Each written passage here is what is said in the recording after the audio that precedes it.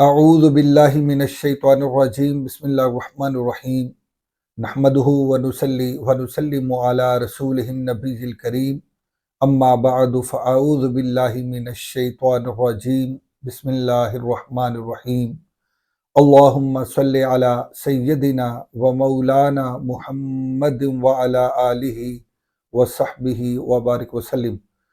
معزز طلبہ و طالبات و معزز سامعین گرامی، السلام علیکم ورحمۃ اللہ وبرکاتہ۔ آج الحمدللہ ہم گلستان سعدی کے 8ویں لیکچر میں حاضر ہیں۔ آج انشاءاللہ العزیز ہم اللہ پاک کے اذن اور اس کی توفیق سے گلستان سعدی کا پہلا باب شروع کریں گے۔ آج انشاءاللہ العزیز گلستان سعدی کے پہلے باب کی ہم پہلی حکایت پڑھیں گے۔ تو چلتے ہیں بلا تاخیر ہم آج کے سبق کی طرف۔ حضور سیدی شیخ شرف الدین سعدی شرازی رحمۃ اللہ علیہ نے گلستان سعدی کو 8 ابواب میں تقسیم کیا ہے، یعنی گلستان سعدی کے کل 8 ابواب ہیں۔ پہلا باب ہے در سیرت بادشاہاں، بادشاہوں کی سیرت کے بیان میں، جسے انشاءاللہ العزیز آج جس کی ہم پہلی حکایت پڑھیں گے۔ دوسرا باب ہے در اخلاق درویشاں،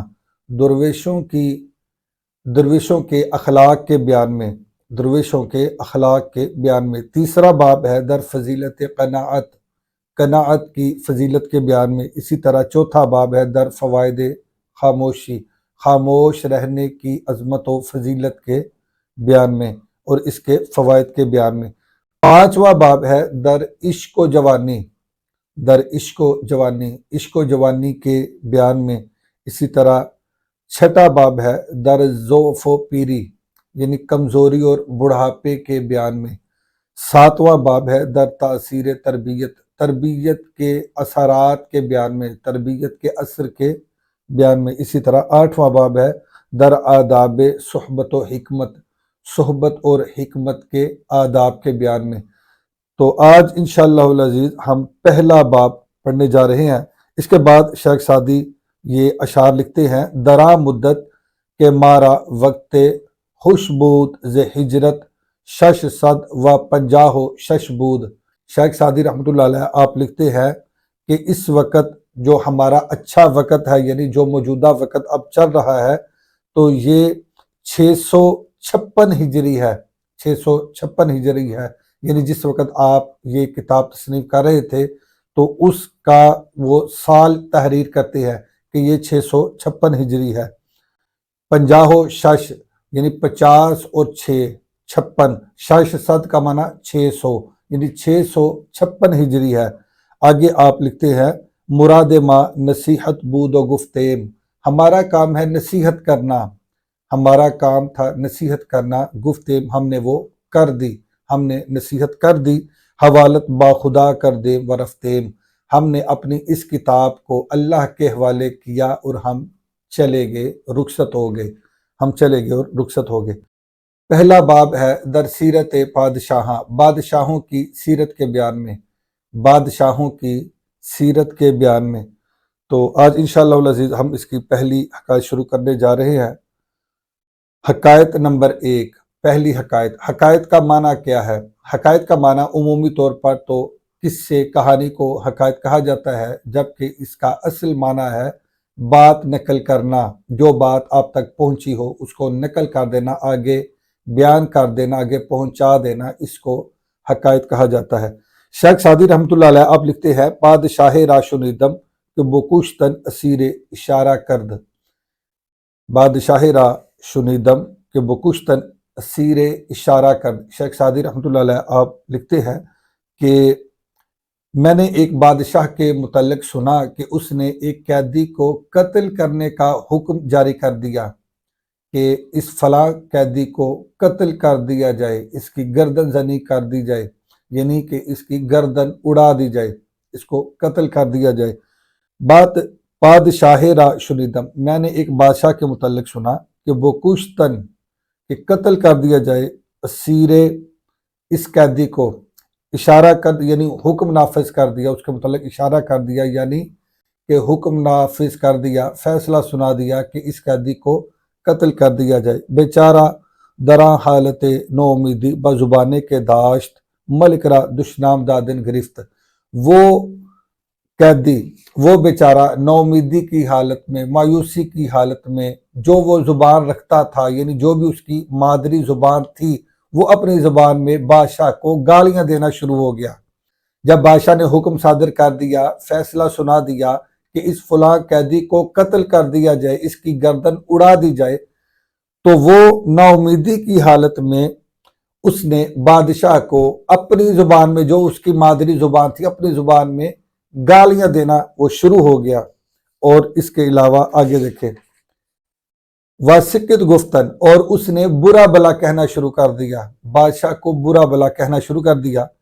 کیوں کہ گفتہ اند ہر کے دست از جاں بشوید ہر چے در دل آرت بگوید، کیونکہ کہا جاتا ہے اور یہ معقولہ ہے، بیان کیا جاتا ہے کہ ہر کے دست از جاں بشوید، جو کوئی اپنی جان سے ہاتھ دھو بیٹھتا ہے، یعنی جس کسی کی زندگی کی امید ختم ہو جاتی ہے اور وہ زندگی سے مایوس ہو جاتا ہے اور زندگی کے آثار اس کے ختم ہو جاتے ہیں، ہر چے در دل آرت بگوید، تو پھر جو اس کے دل میں آتا ہے وہ کہتا ہے، جو اس کے دل میں آتا ہے وہ کہتا ہے، کیونکہ اب اس کی زندگی کی امید ختم ہو گئی ہے، اب اس کے سامنے موت بالکل اس کے سامنے کھڑی ہے۔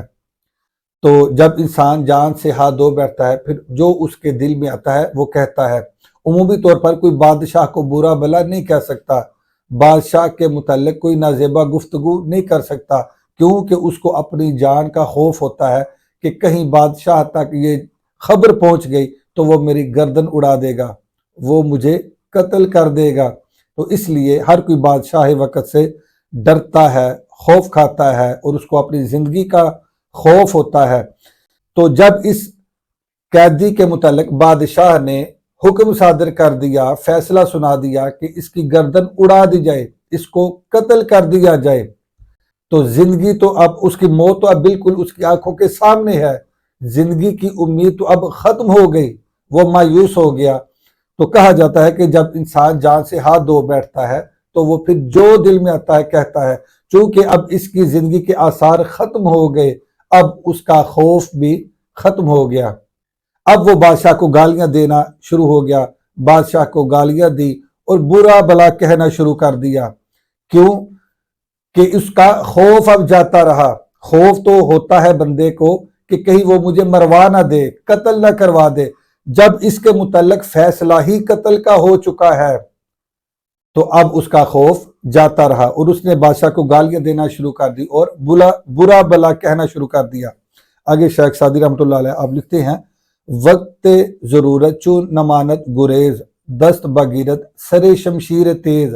شیخ سعدی رحمۃ اللہ علیہ آپ لکھتے ہیں کہ ضرورت کے وقت، یعنی مجبوری کے وقت، جب کوئی بھاگنے کا چارہ نہ رہے، مجبوری کے وقت جب بھاگنے کا کوئی چارہ نہ رہے، تو اس وقت یعنی مجبوری کے وقت دست بگیرت سر شمشیر تیز، تو اس وقت ہاتھ تیز تلوار کے سرے کو بھی پکڑ لیتے ہیں، اس وقت ہاتھ تیز تلوار کے سرے کو بھی پکڑ لیتے ہیں۔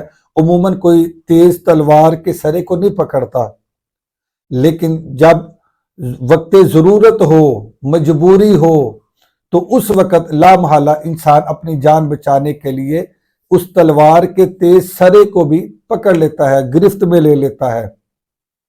اس کی مثال یوں سمجھے کہ کوئی بندہ میدان جنگ میں ہو، تلوار ٹوٹ چکی ہو اور ڈال بھی اس کے پاس موجود نہ ہو، اور کوئی مخالف، کوئی اس کا دشمن اس کے اوپر وار کرنا چاہے، اس کی گردن اڑانا چاہے، تو لا محالہ اب یہ مجبوراً وقت ضرورت ہے، اب یہ مجبوری کا وقت ہے، اب وہ اپنی گردن بچانے کو ترجیح دے گا ہاتھ کے کٹوانے پر یا ہاتھ کو زخمی ہونے پر۔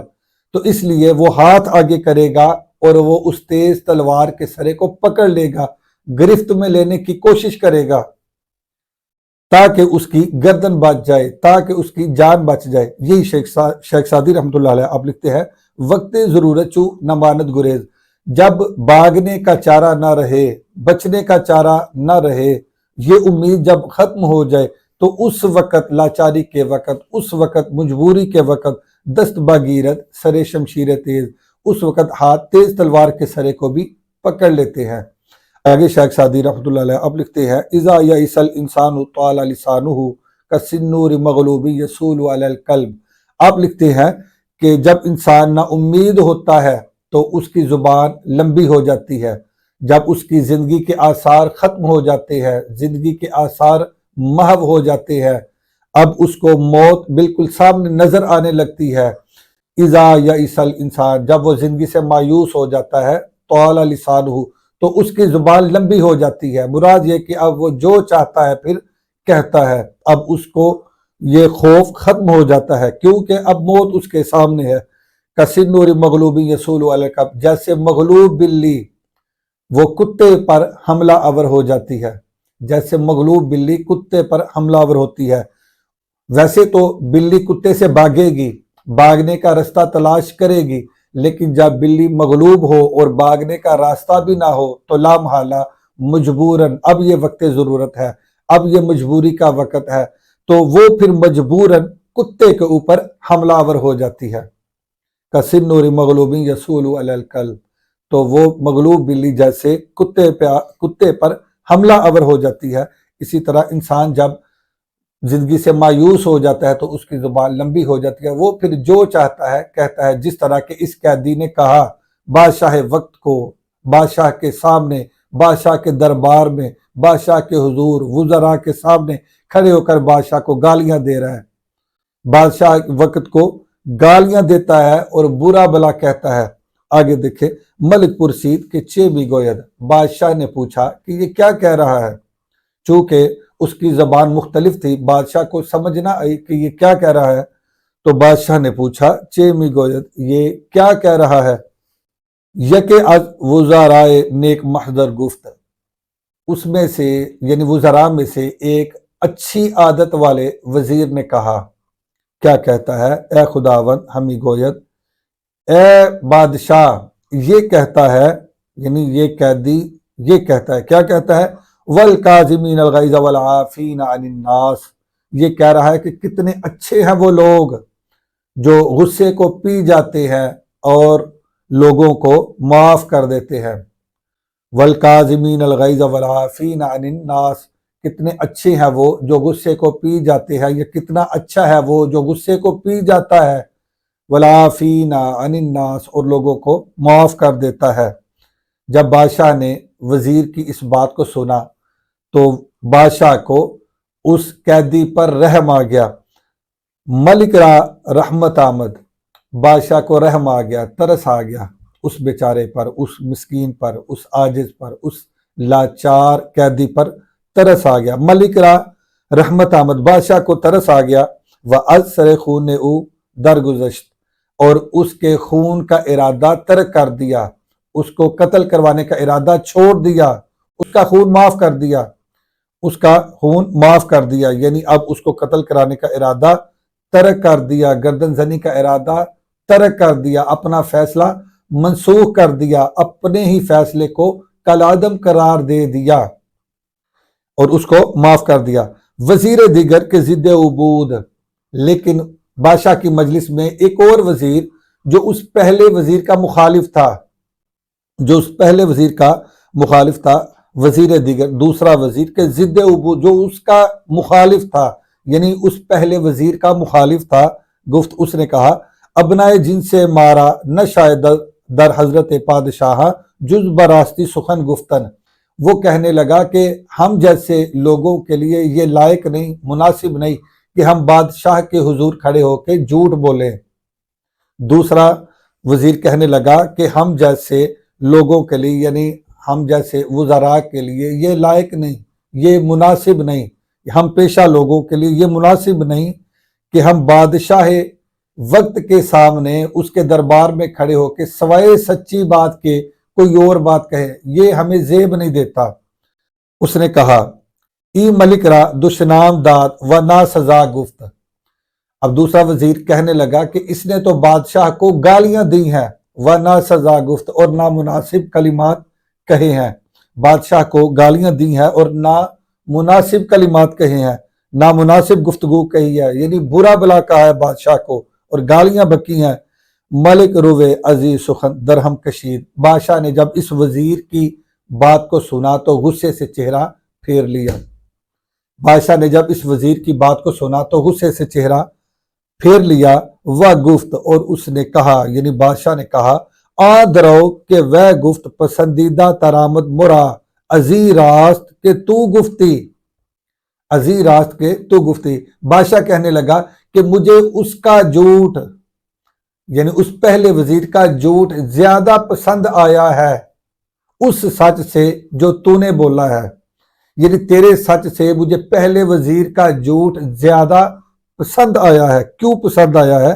بادشاہ آگے کہتا ہے کہ آ در مصلحت بود، کہ روے آ در مصلحت بود و بنائے این برخوب سے، کیونکہ اس پہلے وزیر کا جھوٹ مصلحت پر مبنی تھا، جبکہ تیرے اس سچ کی بنیاد خباثت پر تھی، جبکہ تیرے اس سچ کی بنیاد خباثت اور فساد پر تھی، اس لیے مجھے پہلے وزیر کا جھوٹ زیادہ پسند آیا ہے تیرے اس سچ سے۔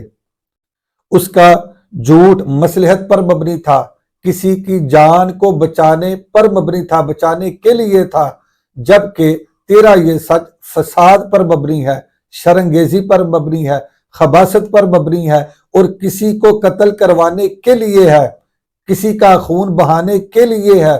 اس لیے تیرے اس سچ سے مجھے پہلے وزیر کا جھوٹ زیادہ اچھا لگا اور زیادہ پسند آیا ہے۔ و خرد مندہ گفتہ اند دروغ مصلحت آمیز بے از راستی فتنہ انگیز، کیونکہ عقل مندوں نے کہا ہے کہ مصلحت آمیز جھوٹ فتنہ انگیز سچ سے بہتر ہوتا ہے، مصلحت آمیز جھوٹ فتنہ انگیز سچ سے بہتر ہوتا ہے۔ مصلحت آمیز جھوٹ جس کے ساتھ فتنہ ختم ہو جائے، ایسا جھوٹ جس کے ساتھ تباہی اور بربادی کا خاتمہ ہو اور اس کا سد باب ہو اور کسی کا خون معاف ہو سکے، ایسا جھوٹ مصلحت آمیز جھوٹ وہ فتنہ انگیز سچ سے بہتر ہے، یعنی کسی کی جان بچانے کے لیے بولا جانے والا جھوٹ وہ کسی کی جان لینے والے سچ سے بہتر ہے۔ آگے شیخ سعدی رحمۃ اللہ علیہ آپ لکھتے ہیں ہر کے شاہ آن کند کہ او گوید حیف باشد کے جز نکو گوید۔ شیخ سعدی رحمۃ اللہ علیہ آگے لکھتے ہیں کہ ہر وہ شخص کے جس کے کہنے کے مطابق بادشاہ عمل کرتا ہو، یعنی جو وہ کہتا ہو بادشاہ وہی کرتا ہو، ہر کے شاہ آن کند کہ او گوید، ہر وہ شخص کہ جو وہ کہتا ہو شاہ آن کند بادشاہ وہی کرتا ہو، حیف باشد کے جز نیکو گوید، تو پھر بڑے ہی افسوس کا مقام ہوگا کہ وہ سوائے اچھی بات کے، سوائے بلی بات کے کوئی اور بات کہے۔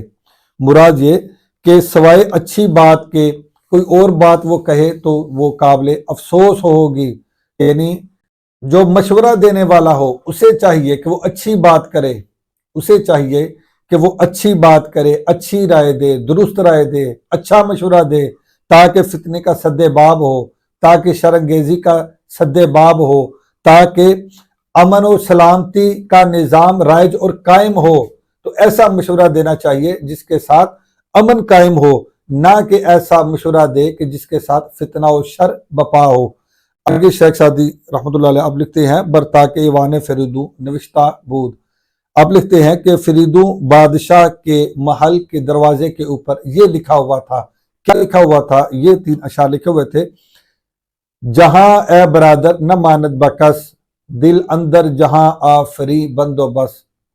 یہ لکھا ہوا تھا کہ اے بھائی یہ جہاں کسی کا نہیں ہوا، یہ دنیا کسی کی نہیں ہوئی، یہ جہاں کسی کا نہیں بنا، جہاں اے برادر نہ ماند بکس، یہ کسی کا نہیں ہوا، دل اندر جہاں آفری بندوبست، اور اپنا دل جہاں آفری کے ساتھ لگا لے، اور بس اپنا دل جہاں آفری یعنی دنیا کو پیدا کرنے والے کے ساتھ اپنا دل لگا۔ مراد یہ کہ اپنے مولا کے ساتھ، اپنے رب کے ساتھ، اپنے خالق کے ساتھ، اپنے مالک کے ساتھ، اپنے رازق کے ساتھ، اس پروردگار کے ساتھ اپنا دل لگا لے اور بس۔ کیوں کہ یہ دنیا کسی کی کبھی نہیں ہوئی، ये फानी है। आगे शेख सादी लिखते हैं कि आगे दूसरा शेर जो लिखा हुआ था उस महल के दरवाजे पर, वो ये लिखा था, मकुन तकिया बर मुल्क दुनिया व पुश्त के बिस्यार कश्च तू परवरदो कुश्त। शेख सादी रहमतुल्लाह अलैह आप लिखते हैं कि दूसरा शेर ये लिखा हुआ था कि दुनिया की सल्तनत पर और इसके साजो सामान पर भरोसा न कर, दुनिया की हुकूमत पर, इसकी सल्तनत पर, इसकी बादशाहत पर और इसके मालो असबाब पर और इसके साजो सामान पर तकिया न कर, भरोसा न कर। क्यों कि बिस्यार कश्चु तू परवरद कुश्त, क्योंकि इसने तुझ जैसे बहुत से पाले और कत्ल कर दिए हैं।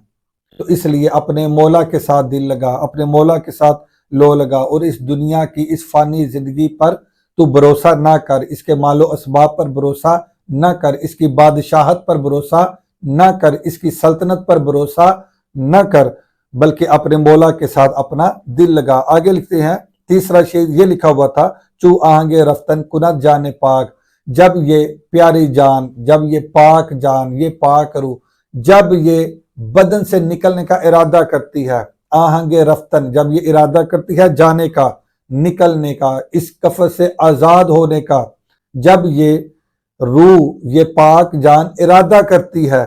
आगे लिखते हैं चे बर तख्त मुर्दन चे बर रुवे खाक, तो फिर क्या तख्त पर मरना और क्या मट्टी पर मरना, फिर क्या तख्त पर मरना और क्या मट्टी पर मरना, यानी कि मौत दोनों के लिए बराबर है।